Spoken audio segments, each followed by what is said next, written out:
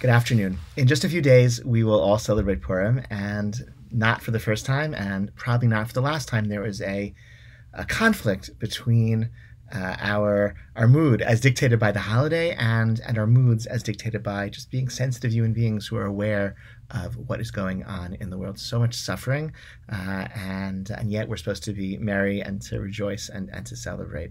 I think this was an issue, in my mind last week. I think in the past week, though, it's gotten worse. The suffering on the ground in Ukraine has gotten worse. The number of refugees in tremendous distress in the neighboring countries, those numbers have increased dramatically in the past week, and also impacts us in a direct way, in a way that wasn't true a week ago. The economic fallout of the war is beginning to be felt, starting with higher gasoline prices and maybe with other ripple effects in our daily lives.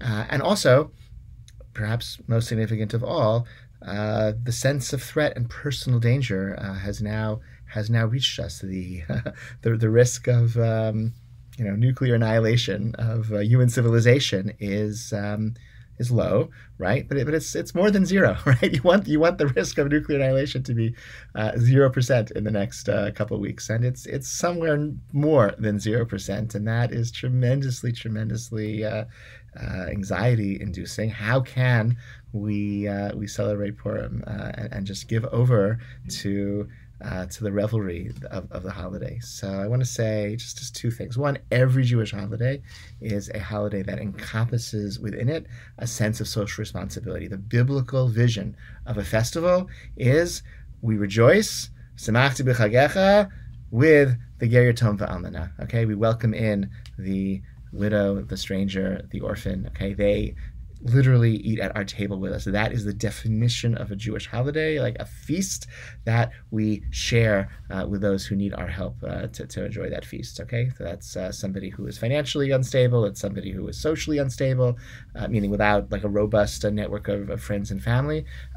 We bring them to our table. We celebrate with them. That is the biblical vision of a holiday that's incorporated into all of the halachic literature of how we celebrate a holiday. And Purim, the first rabbinic holiday, we're not one of the biblical Yamim Tovim from the Torah, replicates that. Like our mitzvot of Matnot Yavyonim and Mishloach Manot, and is a way that our Purim Su'udah, our revelry on Purim, has that ethos of social responsibility and cohesion and unity.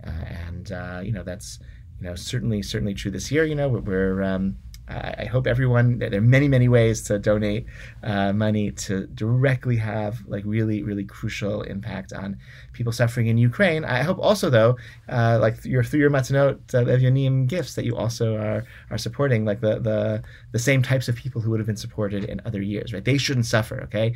Our poor neighbors in Lakeview, somebody who is a client of the Ark, etc., or somebody who is being helped by Leket Israel, the types of people we've supported in our community on Purim for years and years, right? They shouldn't be the victims of the need to give extra help to people in Ukraine, right? So try to dig a little deeper and really support everyone and find that generosity, because again, that's what it means to celebrate a Jewish holiday. I think, though, there's an added resonance when it comes to Purim. That Purim is a the celebration of Purim is very fitting for a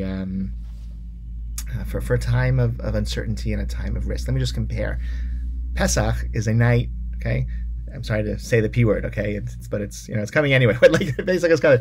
Pesach is a celebration of redemption, like miraculous, total, beautiful redemption.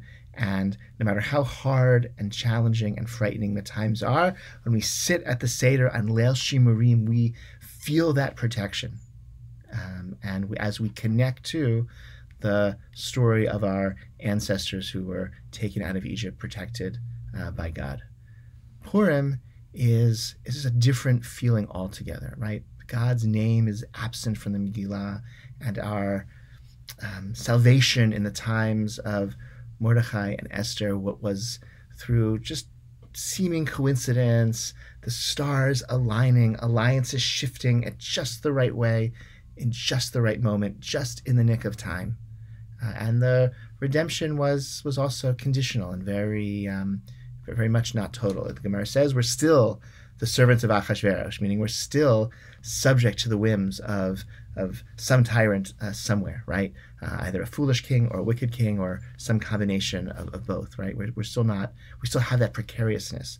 And that's the celebration of Purim, is a decision to celebrate the momentary, partial, conditional victory and salvation, even in a world that remains unredeemed, even in a world that remains filled with risk and danger and true peril for Jews and really for everyone. So I want to encourage you to celebrate Purim with generosity to help those who are at risk in Ukraine and refugees, and with generosity to our standard recipients of Matzot Le'Evyonim, people in Lakeview, ARC clients, people help Leket Israel, and others, and that you rejoice, because human beings need to celebrate, and Jews need to learn how to celebrate even partial victories, even temporary victories, even incomplete victories. I wish you all Shabbat Shalom and a Purim Sameach. Hope to see you in the coming days.